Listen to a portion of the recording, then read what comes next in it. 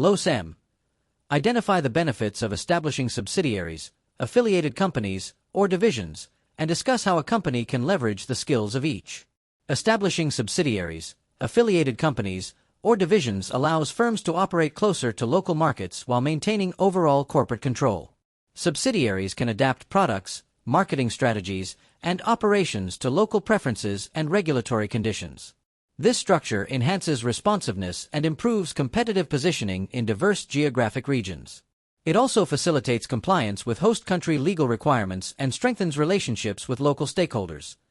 Such entities enable firms to leverage specialized skills, local expertise, and regional knowledge.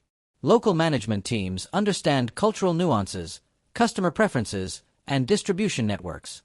Affiliates may contribute technical knowledge or production capabilities tailored to regional strengths. Sharing best practices across subsidiaries enhances organizational learning and innovation. Divisional structures also support risk diversification and operational focus. Each unit can concentrate on its market segment or geographic region while aligning with corporate strategy. Effective coordination mechanisms allow the parent company to integrate resources, capitalize on economies of scale, and transfer competencies across business units to strengthen overall competitive advantage. LOSN.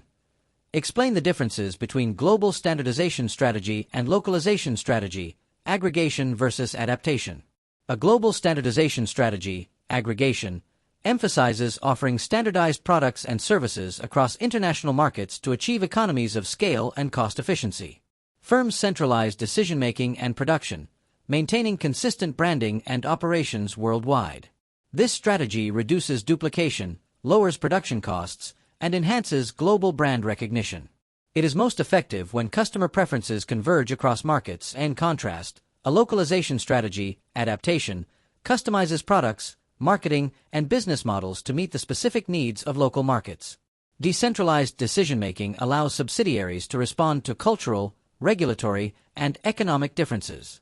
While adaptation increases responsiveness and customer satisfaction, it often raises costs due to reduced scale efficiencies. The key distinction lies in the trade-off between cost efficiency and local responsiveness. Global standardization prioritizes efficiency and consistency, whereas localization prioritizes market-specific relevance. The appropriate strategy depends on industry characteristics, competitive pressures, and cross-border differences. LOSO. Define transnational strategy and discuss its benefits and inherent challenges. A transnational strategy seeks to simultaneously achieve global efficiency, local responsiveness, and knowledge sharing across international operations.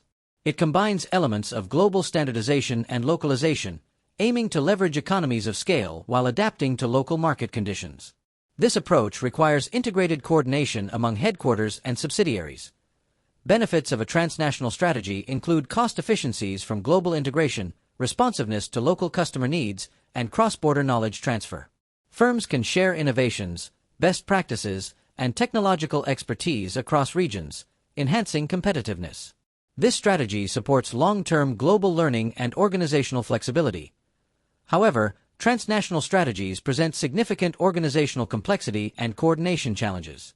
Balancing central control with local autonomy requires sophisticated management systems, strong communication networks, and aligned incentives. Conflicting priorities between global integration and local adaptation can create tension. Successful implementation depends on effective governance and cultural integration across global operations. LOSP.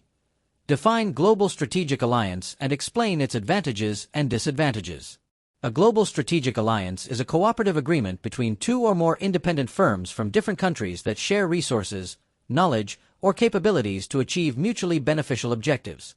Unlike mergers or acquisitions, partners remain legally separate entities while collaborating in areas such as research, manufacturing, marketing, or distribution. Alliances allow firms to enter foreign markets with reduced capital investment and shared risk exposure. Advantages include access to local market knowledge, shared costs, technological exchange, and faster market entry. Alliances can help firms overcome regulatory barriers, cultural differences, and distribution challenges. They also facilitate learning and innovation through collaboration and complementary capabilities. Disadvantages involve coordination complexity, potential conflicts of interest, and risk of knowledge leakage. Differences in strategic goals, management style, or resource contributions may weaken effectiveness. Poorly structured alliances can erode competitive advantage if proprietary knowledge is transferred without adequate safeguards. Low Csca. Evaluate a scenario and propose a strategic alliance approach to increase probability of success. Evaluating alliance suitability requires assessing strategic fit, complementary capabilities, and mutual objectives. Partners should possess resources or market access that the firm lacks, ensuring value creation rather than redundancy. Due diligence should evaluate financial strength, reputation, cultural compatibility, and long-term commitment to collaboration. Alliance structure significantly influences success. Clearly defined governance mechanisms, decision rights, performance metrics, and dispute resolution processes reduce ambiguity and conflict. Equity-based joint ventures may be appropriate when high commitment and shared control are needed, while contractual alliances may suffice for limited cooperation.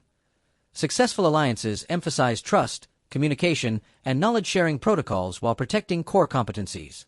Clearly articulated exit strategies and intellectual property safeguards reduce long-term risk. The recommended approach must align with strategic objectives, risk tolerance, and the competitive environment described in the scenario. LOSAR. Identify and explain how pressure to reduce cost and/or pressure to customize for local markets impact strategy decisions. Pressure to reduce costs encourages firms to pursue global standardization strategies that emphasize economies of scale, centralized production, and streamlined operations. In industries with intense price competition or commoditized products, cost efficiency becomes critical to maintaining margins. Firms facing high cost pressures typically centralize decision-making and standardize offerings to maximize efficiency.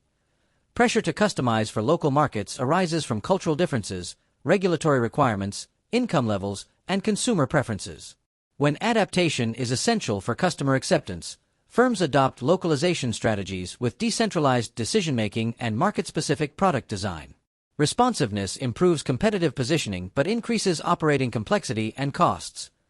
When both pressures are high, firms may adopt a transnational strategy, balancing global efficiency with local responsiveness.